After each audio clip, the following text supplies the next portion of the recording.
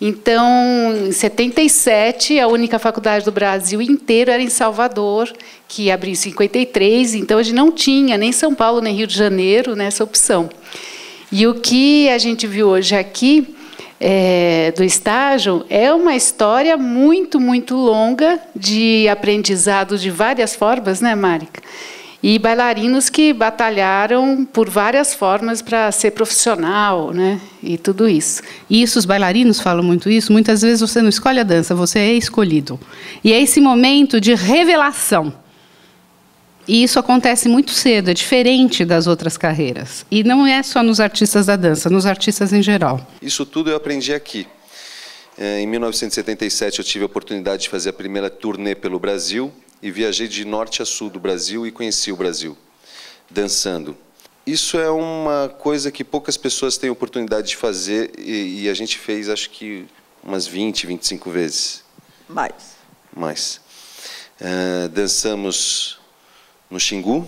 E tudo isso que vem de uma revelação íntima, que é particularmente trabalhado, se torna público nesse momento em que a companhia de dança vem no palco, mas ela também pode estar numa praça, o estágio dança em qualquer lugar, literalmente. Cadeias, praças, hospitais, escolas. O que é que faz com que a dança também seja uma linguagem de inclusão?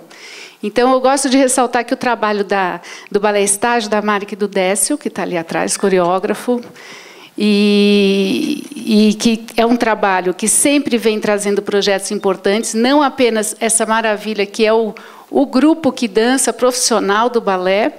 Eles dois foram grandes bailarinos dessa companhia, estão aí hoje dirigindo e coreografando, e que não tem fim. Que bom que não tem fim. É uma história que se repete há 40 anos. Agora, só faz isso quem não só ama a dança, mas isso é palavras bonitas, né? Eu amo a dança, eu amo o teatro, sabe? Para mim, isso é meio vazio. É quem tem vocação para o que faz. A gente meio que sabe o esforço que se tem que fazer para tocar um hospital, para construir um carro, para tocar uma grande fábrica de conservas ou de sabonete, que isso a gente fala. Mas para construir isso, que nos coloca num outro estado de percepção, porque a arte é isso, ela abre uma fenda para a gente estabelecer um outro estado de percepção, não só a respeito do que aconteceu aqui, mas de tudo que está acontecendo no mundo. Isso é um esforço absurdo, e isso é feito de maneira particular, geralmente nas trupes de dança e de teatro, quase em empresas familiares, como é o caso do estágio. Em uma certa época, eu comecei a produzir o Balé Estágio. Quando saiu a Lei Mendonça, eu tive a oportunidade de conseguir o primeiro patrocínio da Varig, que foi o primeiro patrocínio do estágio, eu acho. Fora dos governos federais, estaduais, etc., que faziam os negócios. Com isso, a gente conseguia viajar.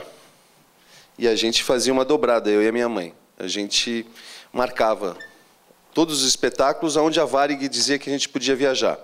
Então, nas épocas de baixa do norte e do nordeste, a gente ia para o norte e nordeste.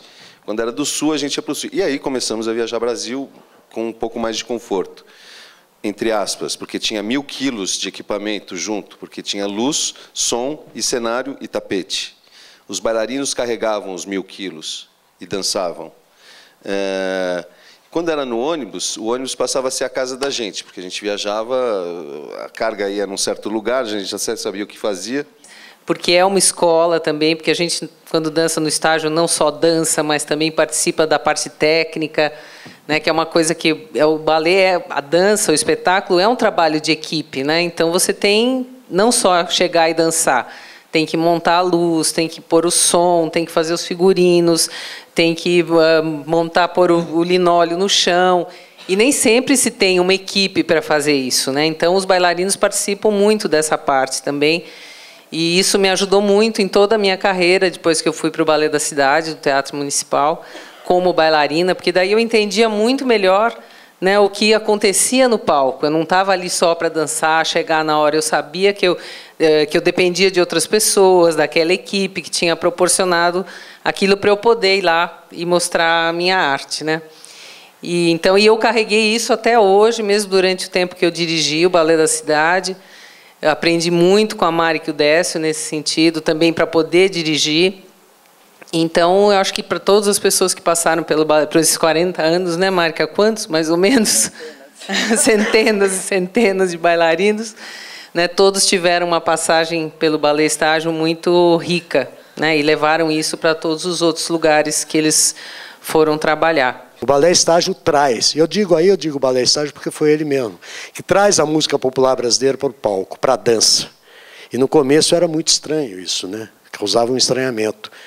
Muitos compositores importantes da música brasileira, de Milton Nascimento ao Egberto Gismonti, fizeram músicas para o Ballet Estágio. O Ballet Estágio dançou em cima dessa música desses compositores, que antes seria impensável. Tive a oportunidade de entrar no Ballet Estágio quando o Décio descobriu a brasilidade, que ele vinha numa transformação do balé clássico, contemporâneo, onde o balé era clássico, dançava músicas clássicas e etc. Entrou na área teatral, que era de Plínio Marcos, etc. e tal. E esse momento que eu vivi dentro do estágio que eu entrei, foi quando começou Quarupi. Vandré, Geraldo Vandré, que também é outro, que era um compositor proibido, né? O Vandré foi dançado pelo Ballet Estágio. O Vandré não podia nem falar. O Vandré é aquele que cantava, para não dizer, porque eu não falei das flores, né? Caminhando e cantando e seguindo a canção, somos todos iguais, braçados ou não. Eu estou falando disso porque, às vezes, a gente tem que pensar um pouco na coisa da história. A história da gente, a gente conhecer de onde as coisas vieram. E hoje vocês tiveram uma grande chance de ver um grupo, uma companhia que tem 40 anos. Para quem não sabe, eu não sei se tem outra, Marica. Eu acho que é a única do Brasil. O grande lance do Ballet Estágio é que ele foi agraciado com um gênio, que é o Décio Otero, que fez todas essas coreografias, ou seja, são mais de 50 coreografias. É um repertório que é um absurdo.